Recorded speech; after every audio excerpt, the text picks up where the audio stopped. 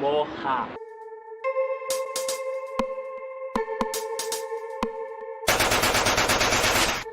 Eu não vou morrer, eu não vou morrer, eu não vou morrer. Viva, viva, viva, viva em pleno mar morto. Eu não vou morrer. Viva, viva, viva, viva em pleno mar morto. Desacuenda! Eu me chamo Liz, Liz Paraíso, tenho 24 anos, nasci em Campo Grande, que é um bairro da Zona Oeste do Rio de Janeiro, a periferia, e, enfim, faço graduação em teatro na Universidade Federal do Estado do Rio de Janeiro, no Rio.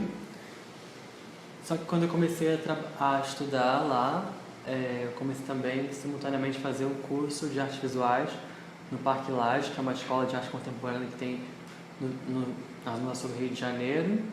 E a partir de então eu comecei a fazer os meus trabalhos plásticos pessoais, assim, que foram sempre uma forma de... Eu comecei porque, enfim, teve uma gestão super elitista nessa escola e eu queria me posicionar politicamente, então eu fazia umas bombas plásticas que eram umas confusões, aberturas, e aí deu início ao meu processo de trabalho. Inicialmente eu tinha os trabalhos que eram feitos para o exercício sala de aula e depois eu consegui entender o meu trabalho como um processo meu e que eu faço para mim. Eu fazia performances com Augusto Braz, que é um artista paulistano, e só que na verdade eu só emprestava meu corpo para as ações dele. E, enfim, eu comecei a estudar no Parque Lage em 2013 e estava tudo bem, até que teve uma mudança da gestão dessa escola, implementaram uma OS. Então, as bolsas foram cortadas, a cantina escolar se transformou num bistrô francês e eu, que levava 2 horas e meia para chegar até essa escola, comecei a me incomodar muito com essa nova relação do espaço, porque, enfim, se tornou um lugar super elitizado e eu comecei a me ver sendo excluída como uma aluna bolsista que não tinha dinheiro para comer no bistrô francês, que sabia que não podia participar das exposições, porque eles convidaram 5 curadores para fazerem 5 exposições durante o ano, sendo que aí você tinha que ter um trabalho maduro o suficiente para participar. E como meu trabalho tinha questões tocantes a uma discussão de gênero e sexualidade, então eu sabia que esse é um problema, porque, enfim, em 2015 ainda não tínhamos alcançado ainda o boom da questão queer, então era bem problemático.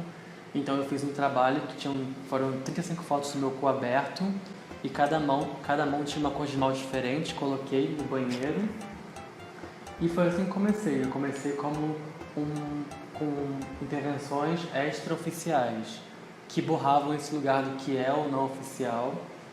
E aí teve uma grande repercussão, saindo das artes, uma revista de arte, e me ameaçaram de mandar embora, porque eu sempre tive que trabalhar como mediadora para me sustentar e...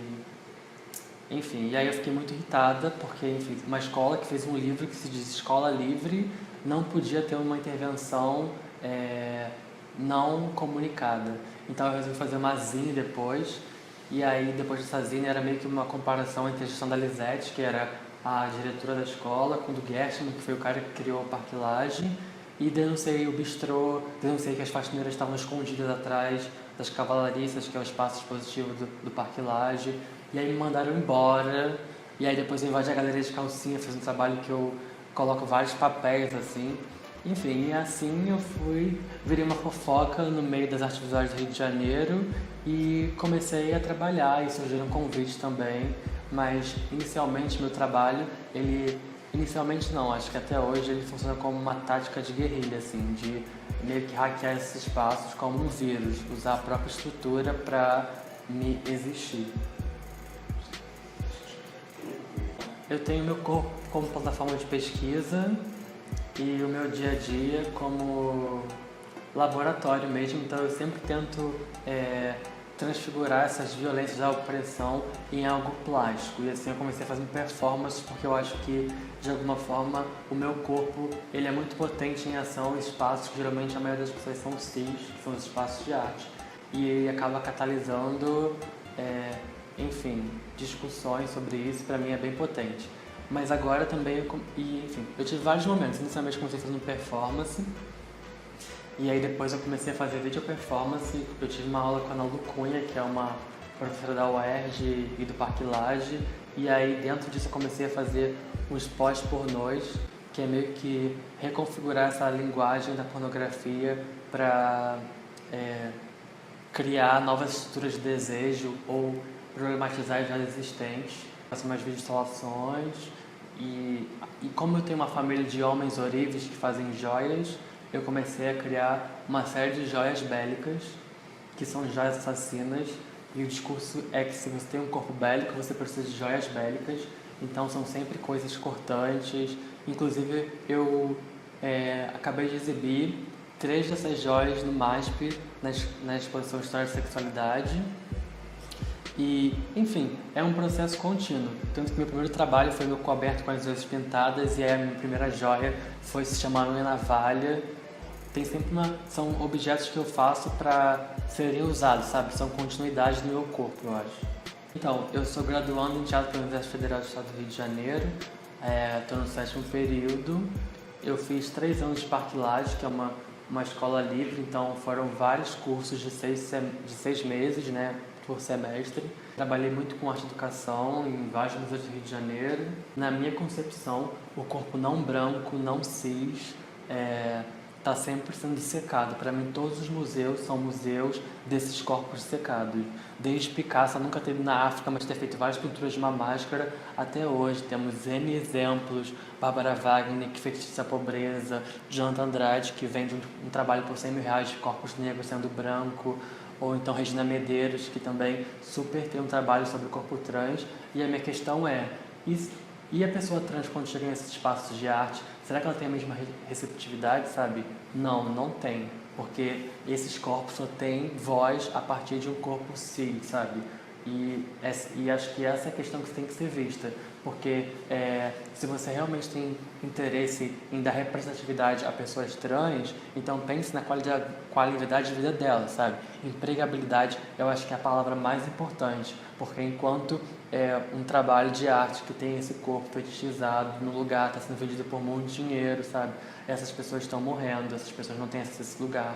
A pessoa trans ao vivo num espaço de arte, ela é super maltratada, mal olhada, sabe? O tempo todo.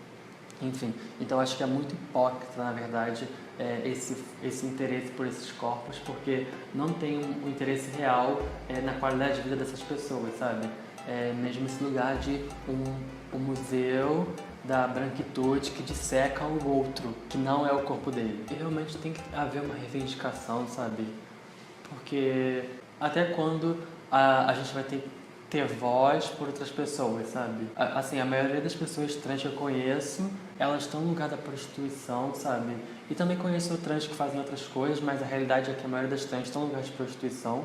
E eu fico me perguntando por quê, sabe? E aí, ao mesmo tempo, eu vejo várias pessoas cis, brancas de classe média, falando sobre esses corpos, sabe? Fazendo documentários sobre esses corpos, fazendo trabalho sobre esses corpos. E aí, qual é o interesse sobre isso, sabe? Por que essas pessoas estão falando sobre isso? Eu acho que não tem nenhuma preocupação, sabe? Porque, na verdade, talvez falar sobre pessoas trans entrou no lugar de inclusão do politicamente correto. Então, a gente não pode mais ignorar esse fato, mas também não tem interesse em dar emprego. Então, acho que não faz muito sentido.